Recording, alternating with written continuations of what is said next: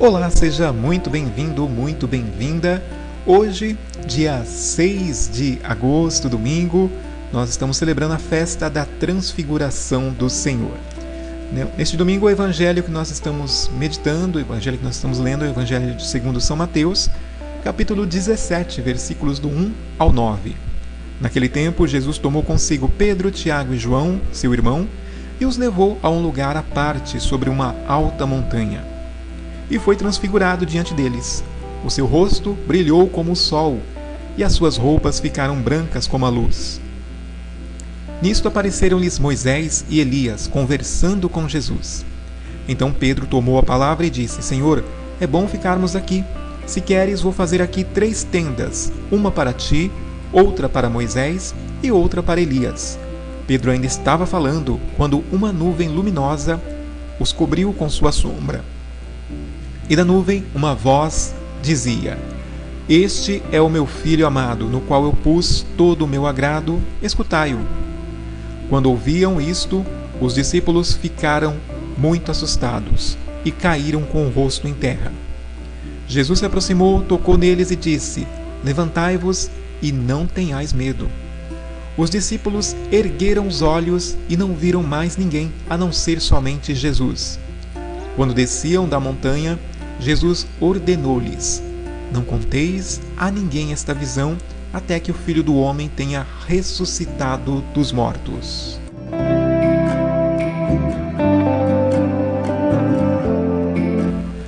A nossa fé está enraizada profundamente na pessoa de Cristo.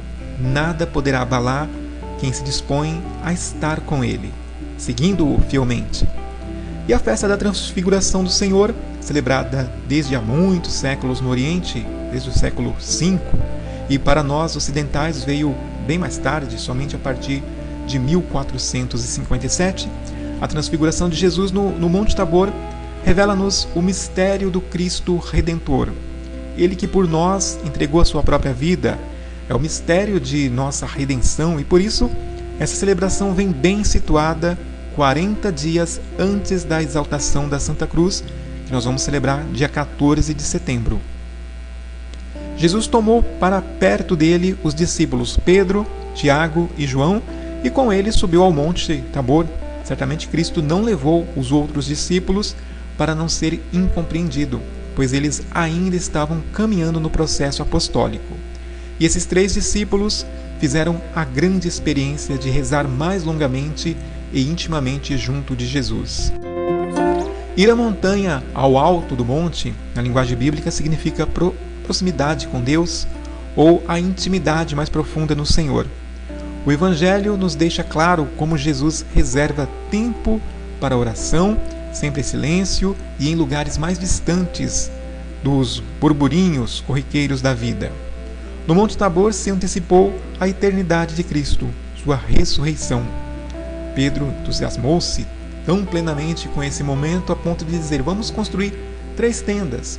Mas Jesus lhe diz que o extraordinário não é o ordinário, que é preciso descer a montanha para anunciar o Evangelho.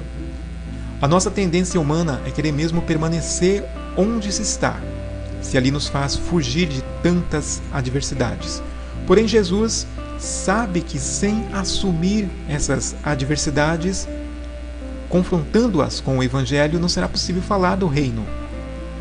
O rosto resplandecente de Cristo naquele dia é a visão beatífica do servo que, assumindo a condição humana, veio para nos resgatar para a vida. O Pai ali que está e manifesta o seu amor para com o seu Filho amado. Este é meu Filho amado, no qual eu pus todo o meu agrado, escutai-o. Aqueles discípulos tinham agora a plena certeza de que tudo que Jesus lhe havia ensinado era conforme a vontade do Pai. E quando viram Jesus em sua plena condição de servo, jamais se esqueceram da experiência no Monte Tabor, onde foi revelada toda a divindade de Cristo. São Paulo completa esse ensinamento e podemos compreendê-lo. Ele diz aqui no 2 Coríntios, capítulo 3, versículo 18: Veremos a glória face a face. Diz, e seremos transfigurados à sua semelhança. A experiência dos discípulos com Jesus no Monte Tabor é a nossa experiência de cristãos quando nos aproximamos do Evangelho e da Eucaristia. No altar da vida, ele se revela a nós, aproxima-se, de nós e nos revela e nos leva a fazer a experiência da transformação com ele.